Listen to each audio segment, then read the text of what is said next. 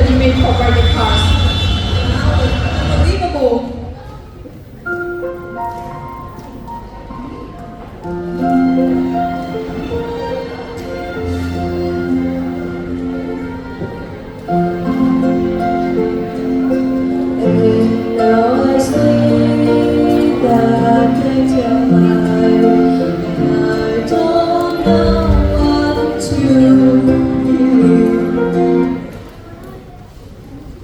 Thank you so much for a soul to see and understand what difference between what they said and what we actually see. So what they said is Grab and he are contributing to environmental sustainability by encouraging serendipity.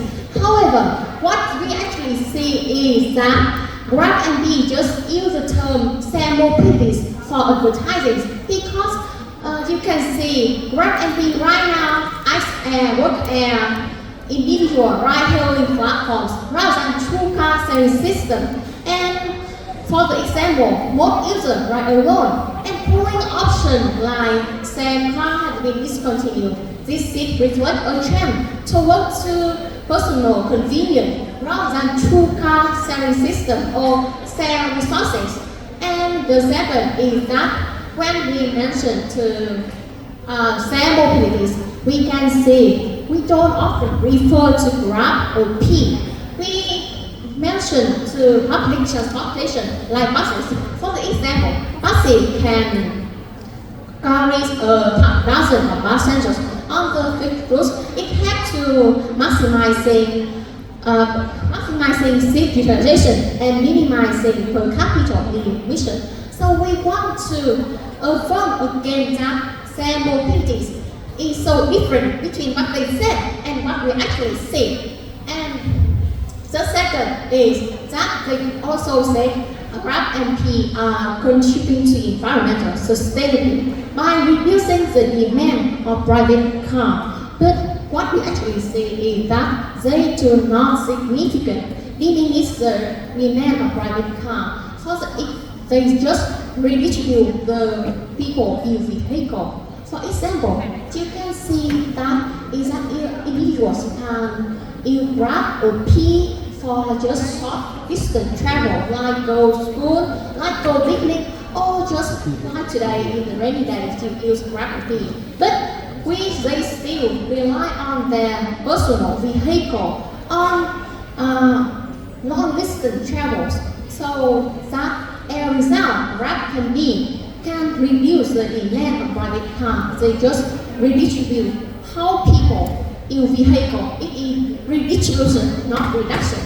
And moreover, ride-hailing service like Grab and P, also cannot reduce the number of vehicles on road.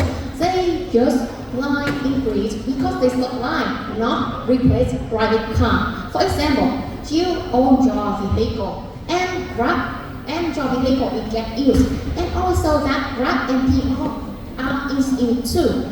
So it is two vehicles, not one. So the multiple by the thousand users, you can see the result is more car, more congestion, and more pollution.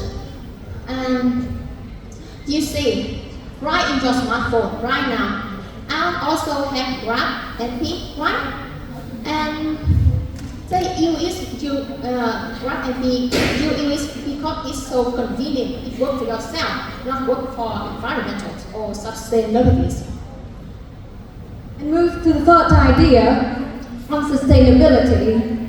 It is believed that Grab and P are contributing to environmental sustainability. However, we affirm that Grab and P are not the solutions for environmental sustainability. Despite Grab's pledge to promote green transportation, over 95% of its vehicles still run on gasoline, releasing significant amounts of carbon dioxide and PM 2.5, exacerbating urban air pollution and hindering sustainable development goals. Moreover, Grab and P not only use new vehicles with relatively standard emissions, but also an older one that emits black smoke, affecting our road users. Therefore, claiming that Grab and P are committed to sustainable development is entirely unconvincing and does not reflect reality. Move to the fourth idea. Grab and Be are potential contributors to traffic congestion. There are two reasons for this issue. The first one, decading. What I want to emphasize here is the negative effect of decading. This term refers to the movement of ride-hailing vehicles without passengers while it is en route to pick someone up or after dropping them off, increasing traffic and emissions while without directly serving a mobility need. The rise in the number of trips taken combined with decading miles to pick up passengers and waiting for a call causes an increase in the number of vehicle travel miles. The second reason is discount camping trap.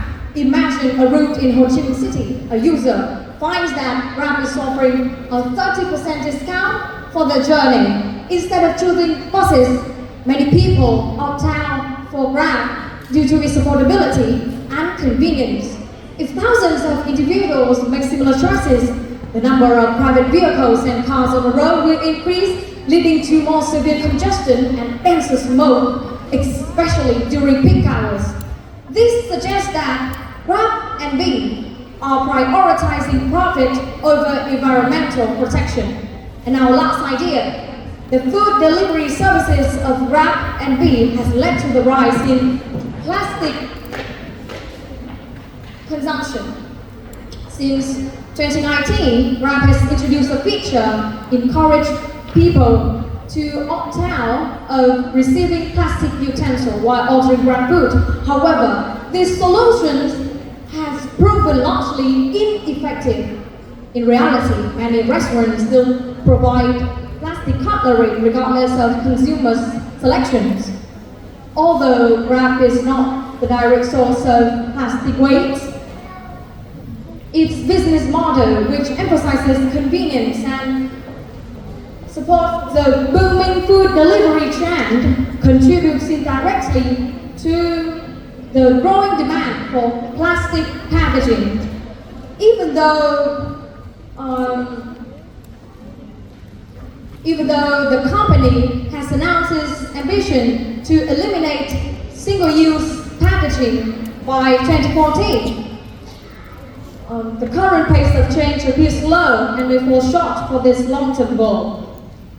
In conclusion, it is believed that Vietnam's pursuit of environmental sustainability is being supported by Grab and Be as they foster shared mobility options and decrease the reliance on private car. However, in reality, Grab and Be both fail to pursue the term shared mobility, and they are unable to lessen the need for individual car ownership. Besides, they are also contributors to traffic congestion, air pollution, and the growing demand for single-use plastic consumption. Therefore, we recommend using public transportation or private vehicles instead of relying on the availability of Grab and Be. That is the end for our presentation, and thank you for your listening.